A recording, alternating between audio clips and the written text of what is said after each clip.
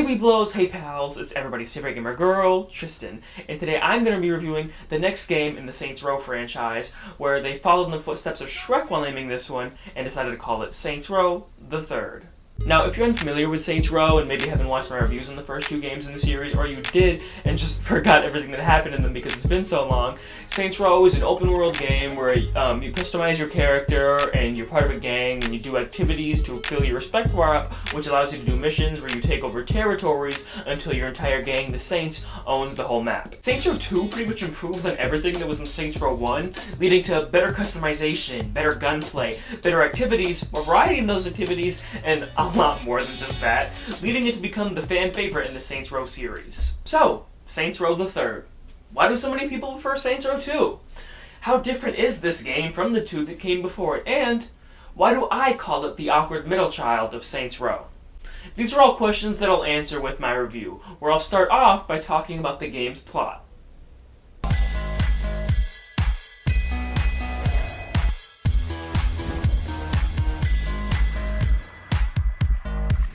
Saints Row 1 and 2 had pretty serious and grounded stories. Sure, there was some comedy, which was usually pretty good, but when the game wanted to be taken seriously, it made sure you knew. Saints Row the Third goes in a very different direction, and it lets you know that immediately. The game opens with a Star Wars-style text crawl that lets you know that the Saints have become a media empire, have a movie being made about them, and have become pop culture icons. This all sounds pretty outlandish for what once was a street gang. It's true, with the next cutscene being Pierce from the last game starring in a commercial for a Saints-based energy drink called Saints Flow. It's then revealed that the Saints are robbing a bank just as themselves? I guess they couldn't think of a better way to hide your face for a playable section that happens before you create your character, so this will have to do. The bank robbery goes wrong after an enemy gang known as the Morningstar shows up, starting a shootout between you and them, and you eventually end up just almost robbing the bank successfully, but after a crazy helicopter action sequence, you're successfully taken in by the police. You end up being bailed out by the Morningstar and held captive on a plane by them so they can explain how they want to take a huge cut out of your profits and pretty much become your bosses. The Saints don't like this, and Johnny Gat breaks free and stays behind, giving you a chance to escape the plane. During this escape, Johnny Gat, possibly the most popular character of the series, dies off screen? Holy shit, they killed Gat off screen? Whatever, we don't have time. What did I moan? Off screen? Whatever, we don't have time for that. You get sent flying out of the plane in an Uncharted-style action sequence while racing to catch the gang member Shandy, who doesn't have a parachute, eventually catch her, and land in the new location of Steelport, where you're left with no money and spend the rest of the game trying to become the most powerful gang in the city. And those are the first, two missions of Saints Row the Third. So, I usually don't go this in-depth with my story section, but I really needed to show you just how quickly this game becomes absurd and stupid. Within the first two missions, you find out your street gang has become a pop culture media empire joke, rob a bank dressed as Johnny Gat, get arrested, get kidnapped, break free, and then listen to Johnny Gat die over the intercom. Right on. I'll see you in Still. Johnny? What's worse is that Shandy's the only person who even cares about Johnny's death, and we barely even ever saw them interact. But it's not like it would matter since she has a completely different personality in this game. She used to be a very laid-back stoner who never really got involved in combat, but now she's someone who idolizes Gat and is bloodthirsty for revenge, while the main character doesn't even care. This is the same main character who tricked a guy into crushing his girlfriend to death with a monster truck because she killed his friend in the last game. If anything, the role should be reversed, with Shandy barely caring, and the main character being revenge-obsessed. Shandy was one of my favorite characters just because she actually cared about Gat's death, but I'm also annoyed whenever she's on screen because she's a completely different character than she was in the last game. Pierce also gets a new personality, and while he used to be a super smart member of the gang, he's now just a guy who cares about being in Saints commercials and having parties. But hey, there's a bunch of new characters being introduced, so maybe they're not painful to watch.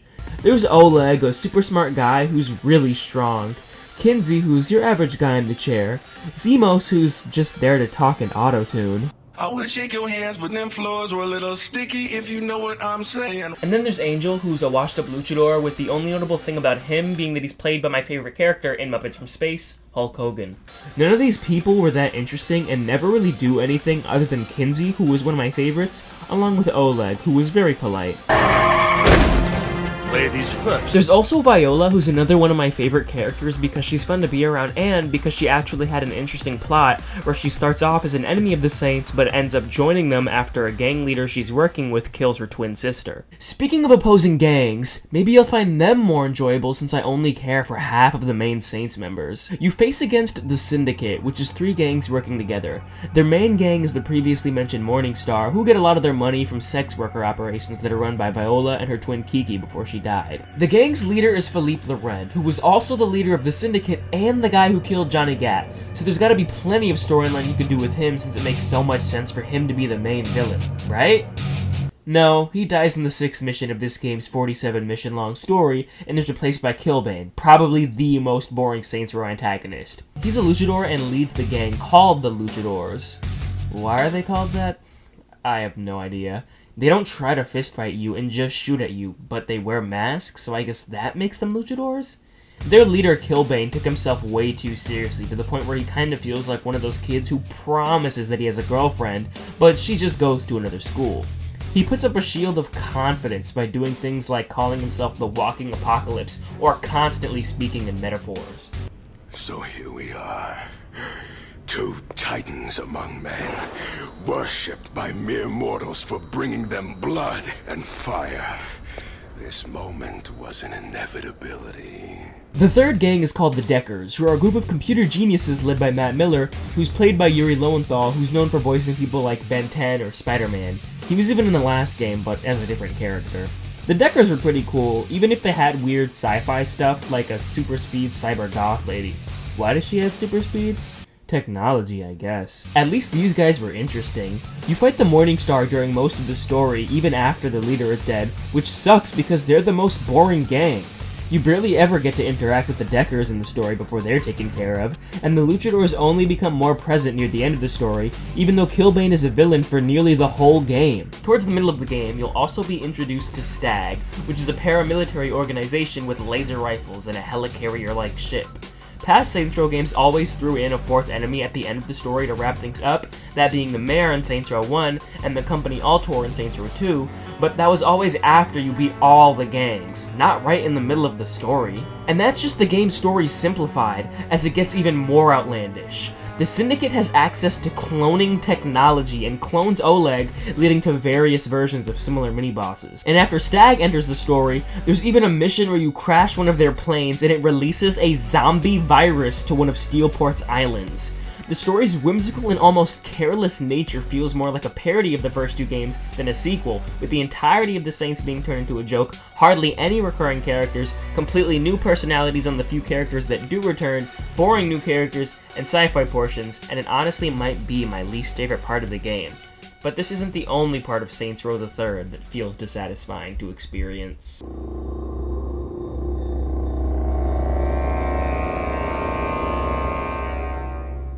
Saints Row 2 had a lively atmosphere, both in and out of the story. The world consisted of NPCs that were always doing something interesting, like skateboarding, playing guitar, or practicing their cheerleading skills. The map had interesting locations, like Stillwater University, Mount Claflin, or the prison.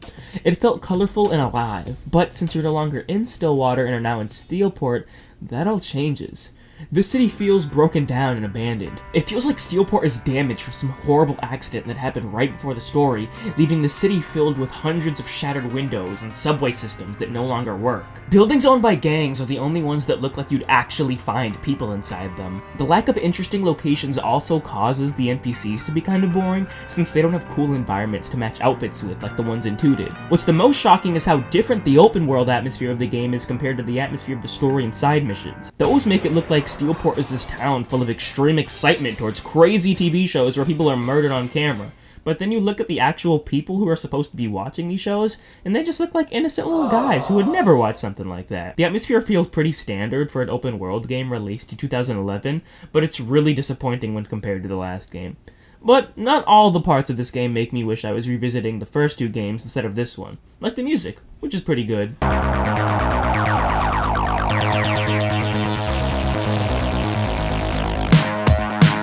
Just like the last 2 games, while in a car, you can listen to the radio. Though I do prefer Saints Row 2's soundtrack, this one's pretty good.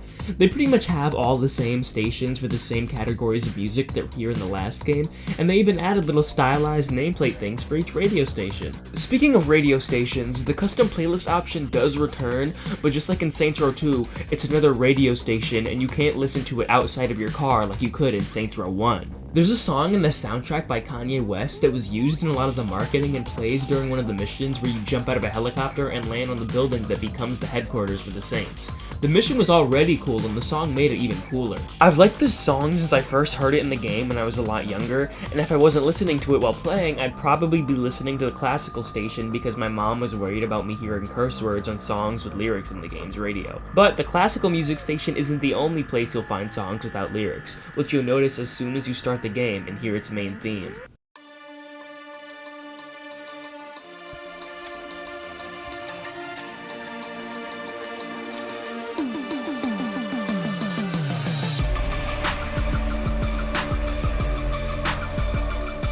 The closest Saints Row 2 ever got to this was having pause menu music.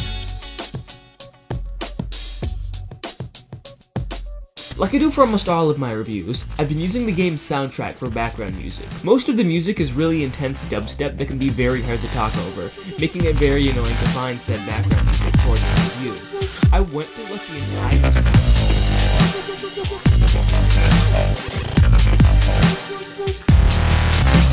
You'll usually hear the soundtrack while playing missions or messing with the game's customization. During missions, it was pretty good and usually matched up, but during customization, it sometimes just sounded so intense while I was trying to do something as simple as switching hoodies.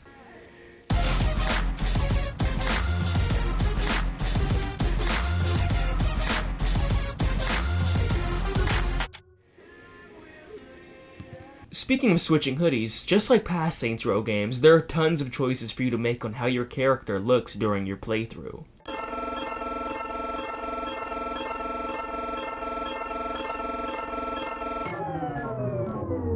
There's tons of sliders for adjusting your face, but I've never really been creative enough to do anything cool with these, so I just stuck to doing smaller things like changing my makeup or eyebrows.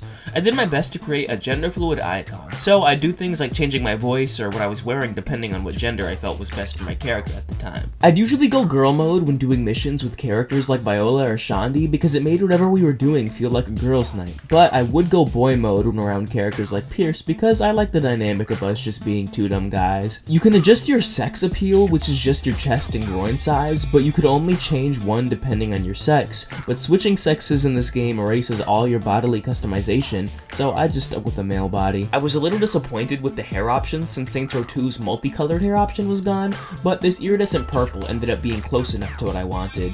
You can paint your nails and even get acrylics, which I did, and I never took them off throughout my whole playthrough. Car customization is still here, and from what I can tell, it's just about as good as it was in the last game. However, I've never messed around with it too much in these games, and usually just end up making one good looking car and using that for the rest of my playthrough. Though I found these areas of customization pretty good, I can't say the same for the clothing options. On their own, they're pretty okay, but it gets worse when you realize how many features were cut since the last game. There were really cool options like changing the pattern of stuff or putting a logo on it, but what I find the worst about the new clothing customization is how bad the layering is. In fact, there really aren't layers. There's just an upper body section, but you can't do things like putting a jacket over a specific shirt. They tried to make up for this by putting multiple shirts with each jacket type, but that just means you have to buy the same jacket multiple times if you want it for more than just one shirt. You can't even open or close jackets. You just have to hope they have a variant that fits what you wanted and buy the same jacket again. The other areas of customization also lack certain options that were once there, like being able to sag your pants or roll up specific pant legs. They didn't even have sock options. Though there were definitely limitations in the customization, I was able to give my character a style I was happy with, which led me to get respect bonuses. But unlike the last game, respect is more focused on assisting you in battle than giving you access to missions.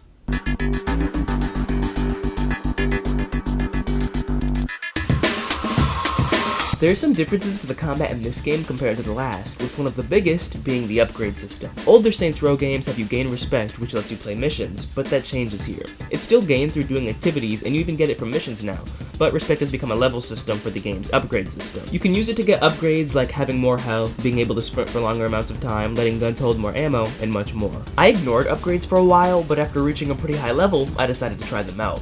They're pretty helpful, and if you're constantly getting them, you'll feel almost indestructible pretty fast. The biggest downside about them is that they're irreversible. For example, I got dual-wield pistols from an upgrade and had to stick with them for the rest of the game. Luckily for me, dual-wielding is cool and wasn't something I wanted to get rid of, but in many cases where I felt too powerful, the option would have been nice. The same goes for customizing weapons. My flashbang got upgraded into a fart in a jar and I'll never get it back.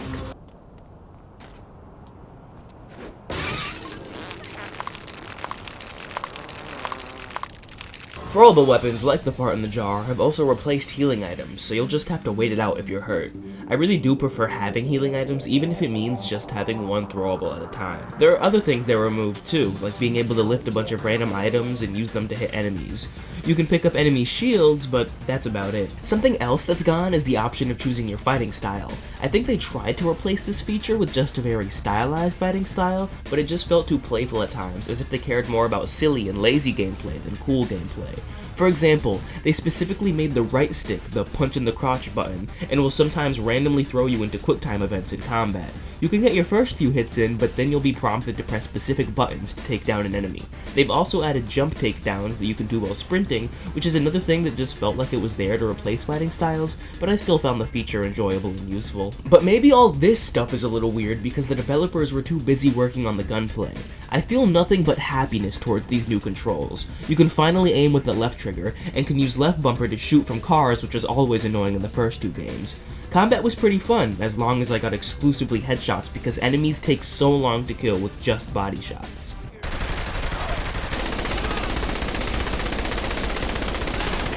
I have some mixed feelings on the combat, as it kind of feels like a one step forward and two steps back situation. You'll find yourself using guns more than your fists, so if I had to pick between melee or gunplay being improved and the other becoming worse, I would have picked gunplay too.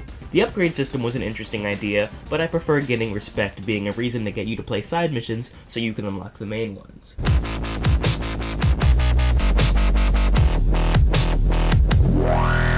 Since respect that primarily came from the game's activities in past games is no longer needed to start missions, there needed to be some way for the game to force you to play them, and they did this by making missions activities. After the intro, most of the initial missions are just activities, and though they usually were pretty fun, they really lack in variety, especially compared to Saints Row 2. In that game's activities, you could spray poop everywhere, join a fight club, compete in races, film a reality show where you pretend to be an officer, join a demolition derby, fight off crazed celebrity stands, and much more. In Saints Row 3, you can protect someone making stops at several locations while you ride as a passenger, or protect someone making stops at several locations while you ride as a passenger in a helicopter.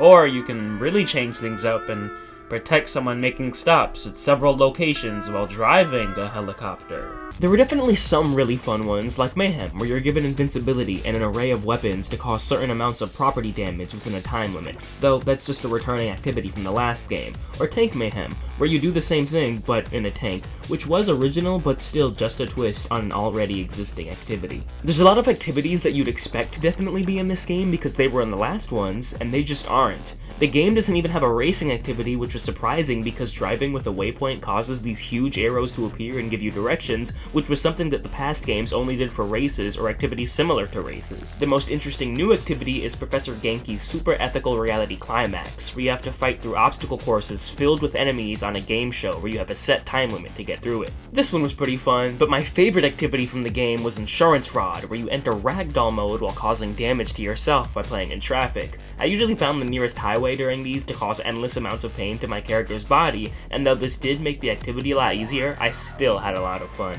Though I definitely did enjoy most of the activities that are in the game, several of them felt too similar and I would have preferred more variety. The game pretending they were missions was also very annoying, especially when those same missions almost all lack cutscenes, so for a while it feels like you're almost never going to see your customized character that you made in a cutscene.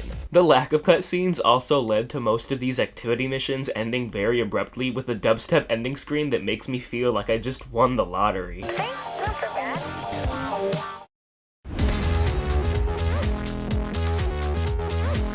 But once you get past the activity missions, you'll get a consistent amount of actual missions that also have cutscenes for the rest of the game. Most missions are spent fighting through rooms of enemies with the occasional action set piece. You'll usually be on foot or in a car, which was kind of disappointing since the game has boats and planes. You'll definitely use planes a few times, but I can only think of one mission where you use a boat, and it's just to drive to another boat where you get off your boat and start fighting. They even have boats that come with guns on them, but those never get a chance to do anything cool unless you use them in free roam. The way missions are handled in this game is also very different from the past games. In those, you'd always know what enemy gang a mission was for before starting it, and there were 3 separate stories for the 3 separate enemy gangs. Now, you just open your in-game phone and select whatever person you feel like doing a mission for, and since the Morningstar, Luchadors, and Deckers all work together as the Syndicate, they kinda just feel like one big gang.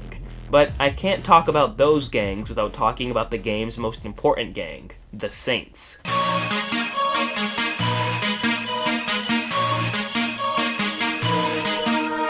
When not doing missions, you'll be increasing how much territory of the city belongs to the Saints. In past games, this meant doing missions, but this is now accomplished by completing activities, buying properties, and destroying gang operations. Buying properties works almost just how it worked in the last game, but instead of just being able to buy businesses accessible to the player like clothing stores, you can now also buy inaccessible properties. The other method of gaining territory that I didn't already talk about, gang operations, is a fill-in for what used to be strongholds in the last 2 games. You go to areas filled with enemies and have to kill them all. Though this originally did seem like a challenge, I just started using the Reaper drone for these and it made them pretty easy.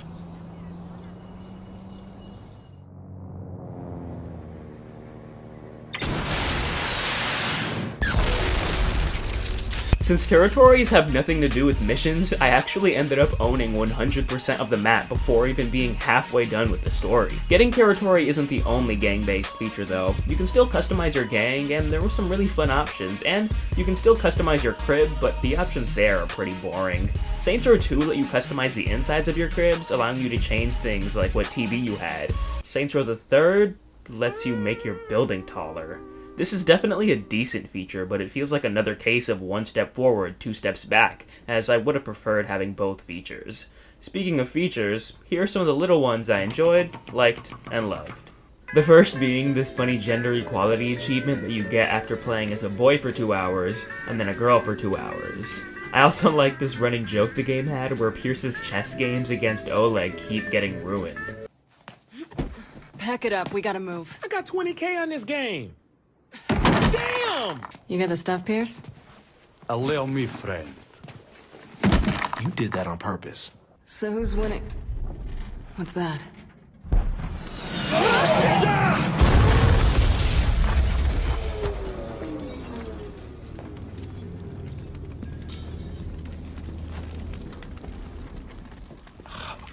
God damn it! And my last thing is that just like in Saints Row 2, you can play the entirety of Saints Row the 3rd online with a friend. I never did this, but one time this girl joined my game and we drove around for a few minutes, so that was fun. But I can't say the same for the next few features I'm going to talk about, because they're part of the really stupid dumbo stinky brainer poopoo doodoo fart grandpa please help me segment of this review. There were a bunch of areas you went to in Saints Row 2's story that you could still enter in the free roam, but in this game, most buildings involved in missions can never be entered outside of the mission they're involved in. The second thing is that cars still automatically roll down their windows, even if they're tinted. There used to be cool animations for killing someone after using them as a human shield, but now it's the same animation every time. You can no longer replay missions or cutscenes, which made getting certain footage for this review very annoying. My second to last thing is that the map no longer shows gang colors based on what gang the area is owned by, so it's a lot less satisfying to take over the map because you have to select a specific area on the map to see the gang color, but that only works if you own it. The way the territory percentages are displayed doesn't even make sense! It says Morningstar 100%, but that doesn't mean they own 100% of the area, it means I do. It just means that's who it originally belonged to.